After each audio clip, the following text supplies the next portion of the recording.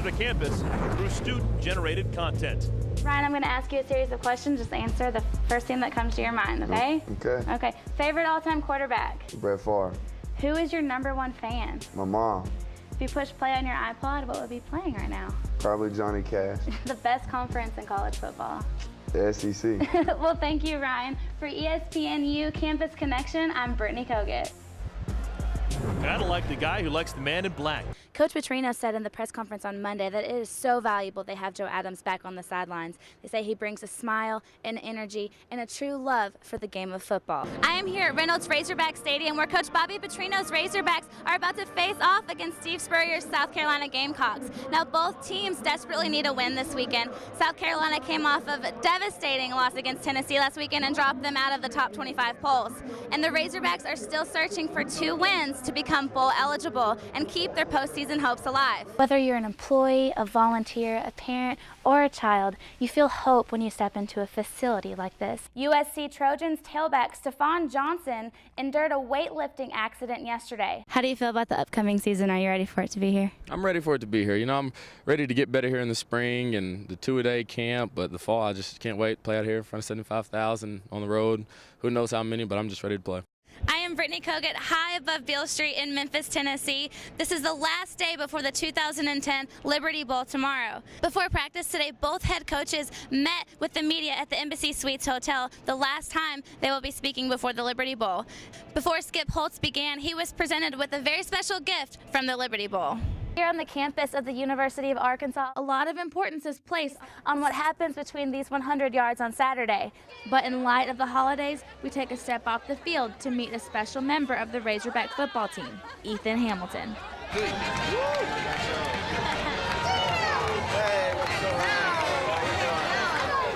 I met him down in the Miller Room after, the football game was where all the family meets. I just, heard all this commotion, just a little kid running around saying, hey, sign my ball, sign my ball, sign my ball. I was like, who is that? I missed him, and it was Ethan. He was in his wheelchair just going 100 miles an hour. You'd have to meet him to understand. Usually, if somebody's, bound to a wheelchair their whole life, they'd kind of not have the spirit that Ethan has. Just his, enjoyment of life. He's just a great kid, and it's hard to, put it into words. It's just something you have to experience. What's your number? Okay, there you go. He wasn't shy from the first time I met him. He was full of life. He was asking a whole bunch of questions. Everybody loves him. Everybody loves Ethan.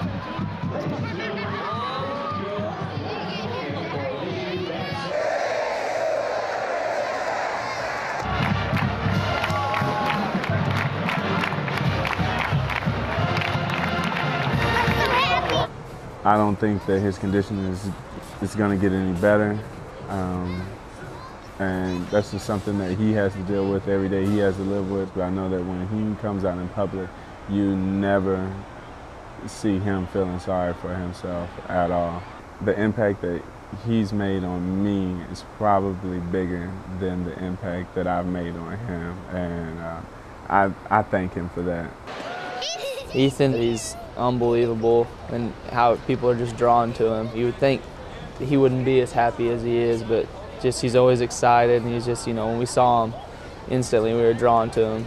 I find myself yelling at him before he even sees me, though, so, he's something special. He's opened everybody's eyes around here, and, and he's become part of the team. We see him all the time. We're always talking to him, throughout the week. He's always like, good luck, and if you're having a bad day and you're down, it just seems like he knows, because I'll get a random text message or phone call, and it's just like, hey, I just want to say hi, hope you're doing better, good luck this weekend, and you just kind of, it just changes everything. You just like, I'm thankful for where I'm at, and for a guy like him. That smile, his excitement, he's happy to be a Razorback just as much as we are. He's here with us. He'll be rocking his DJ jersey, and he'll have our buttons on. He's just happy to be here. He's one of those kids that you just like to see and you like to be around. How he enjoys life. I've never seen him down. I always see him with a smile on his face, and it's just, like I said, once you meet this kid, you'll understand. You spend one day with Ethan, and your perspective changes on what is important and what to truly be thankful for. Ethan has made a big impact on this Razorback football team and has touched many lives here in Northwest Arkansas, including my own. For ESPNU Campus Connection, I'm Brittany Kogut. Well, how does it feel to be back in the stadium, practicing, starting football again? How's spring practice going for you? I would say it's fun. The years before, we were in the learning mode. Now we kind of got a grasp of the offense. So now we're out here flying around, having a good time, and it's looking real good for the fall.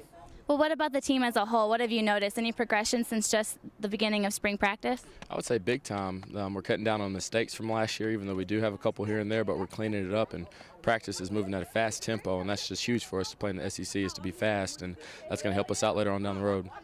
Returning from a stroke earlier this season, wide receiver Joe Adams was back in action against the Eagles. Welcome back, Mr. Adams. I feel real good to get back out there and help the team out with a victory. Play action. Mallet with that big arm has a man wide open. Joe Adams, his second touchdown of the ball game. Besides Adams' obvious ability on field, his attitude motivates his teammates. Just a bunch of confidence, and I just want everybody around me to have fun while we're on the field, and everybody don't have those sad faces. Every play is not going to go our way, so we still got to push through. Coach Brittany said in the press conference on Monday that it is so valuable they have Joe Adams back on the sidelines. They say he brings a smile and energy and a true love for the game of football. For UATV, I'm Brittany Kogut. This 75-acre farm nestled in northwest Arkansas is not an ordinary farm. It's home to many special horses and a getaway for some remarkable children. This is Horses for Healing, a program based around children with special needs to help them gain physical, mental, and social skills that they might not have the opportunity to gain. Sometimes it's just overwhelming to see the kids' response when they get on the horses. Sometimes we have them, they scream and cry because they have to get on and then they can't get them off. It's just very interesting to see them grow and mature on these horses, and the things it does for them physically is tremendous. Such a heartwarming experience that I'm so glad that we are able to bring them out here for 6 weeks. They get to come out and ride the horses. I want to cry at times because I just think this is so amazing that they get to do this. This program helps children make remarkable strides.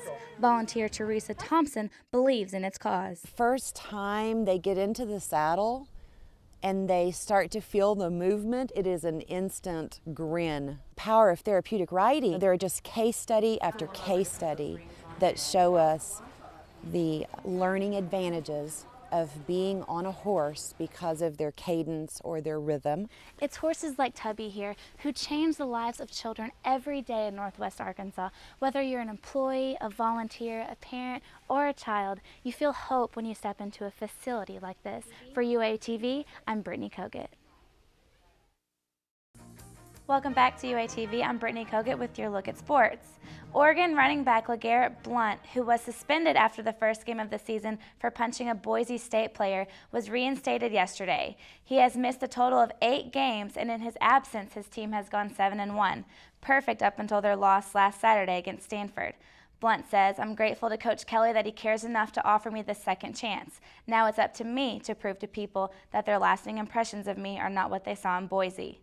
Blount will be eligible to play in Saturday's game against Arizona State.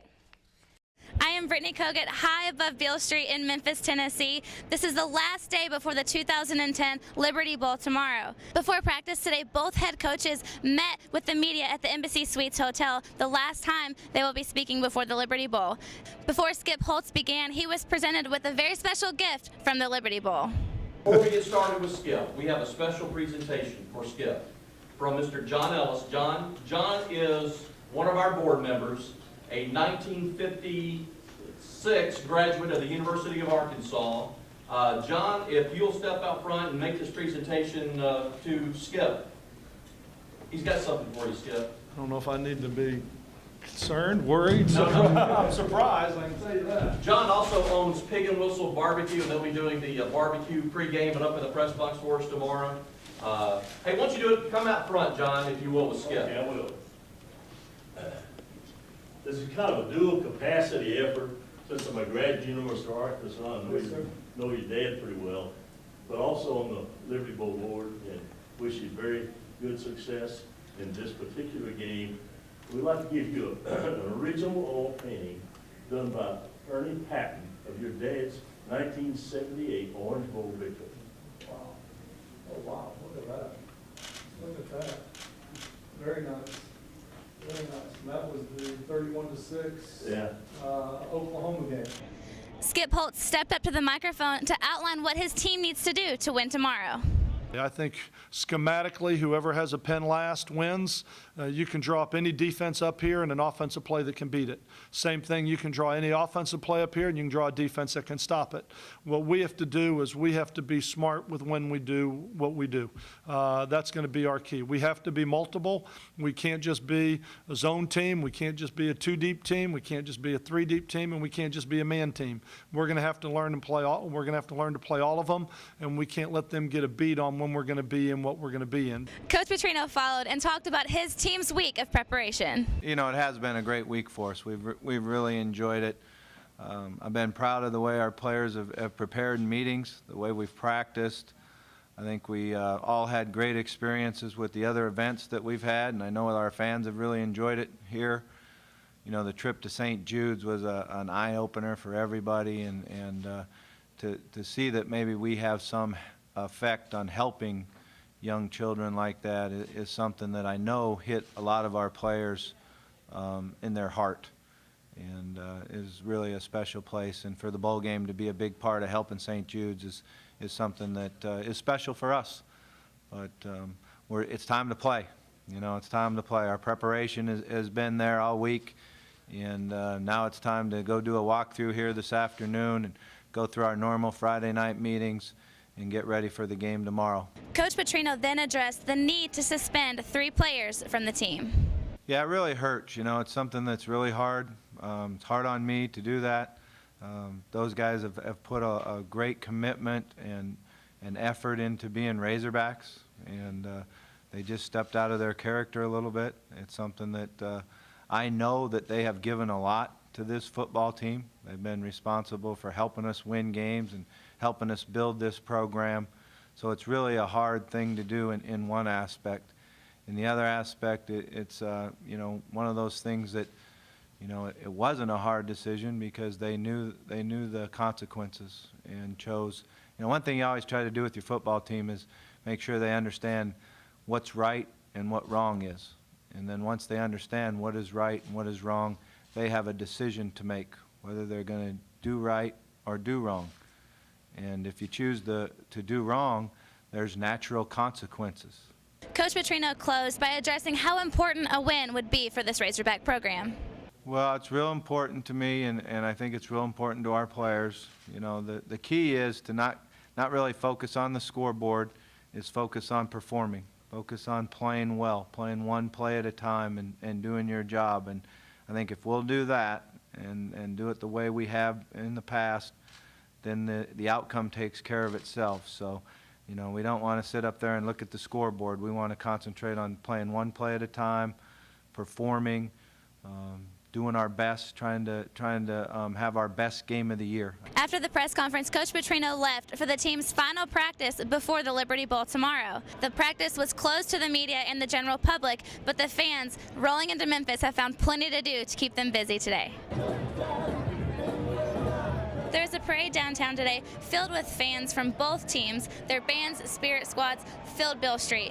There are also numerous high school bands from all over the country, along with local celebrities. The day ended here in Memphis at Alfred's, where the Arkansas Alumni Association put on Hog Wild on Beale. It was co-sponsored by the Razorback Foundation, the Arkansas Athletic Department, and the Arkansas Alumni Association. Proud to say it was a sold-out event, right under 600 people here at Alfred's on Beale Street. Lots of food, lots of fun. We also had a pep rally and a parade. We had Tusk here for several hours. Even had a couple sports personalities that fed Tusk an apple with their mouth. So it was a lot of fun for the fans to come out and enjoy some time getting ready for the Liberty Bowl game tomorrow. As you can see behind me, Razorback Sports Network is taping their pregame bowl special. The guy who actually led the Razorbacks to a bowl victory in the 2000s, one of only 2 the Hogs had. Clint Sterner coming your way when we return with the Blue City. Just a reminder, make sure to tune in at 4:30 tomorrow on ESPN as Arkansas takes on East Carolina in the 2010 AutoZone Liberty Bowl. This is Brittany Kogut for Razor Vision.